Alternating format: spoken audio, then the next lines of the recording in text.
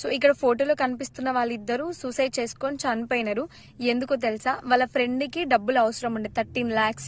So అవసరం ఉంటే తినేం చేసిండు, షూరిటీ సైన్ పెట్టి తనకి డబ్బులు ఇప్పించిన తర్వాత ఆ డబ్బులు తీసుకొని వాడు ఎక్కడికో వెళ్ళిపోయిండు. సో కనిపించకుండా వెళ్ళిపోయిన తర్వాత ఇతను ఆల్రెడీ 5 lakhs వడ్డీ కట్టినంట.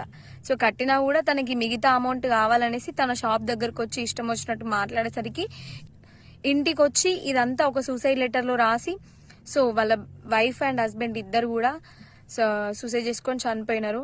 సో ఇంకొక విషయం ఏంటంటే వాళ్ళకు ఒక చిన్న పాప ఉంది. సో ఇప్పుడు వాళ్ళ పాప పరిస్థితి ఏంటి, ఆయన ఏం ఆలోచించకుండా షూరిటీ సైన్ చేసి అట్లా ఇద్దరు సూసైడ్ చేసుకొని చనిపోయినారు. సో మరి వాళ్ళ పాప పరిస్థితి ఏంటి, వాళ్ళ పాపని ఎవరు చూసుకోవాలి?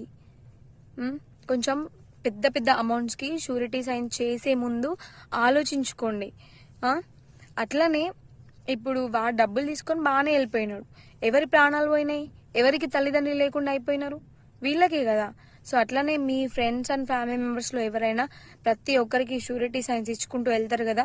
సో అట్లాంటి వాళ్ళకి రీల్ షేర్ చేయండి, కొంచెమైనా ఆలోచిస్తారు ఇప్పుడైనా.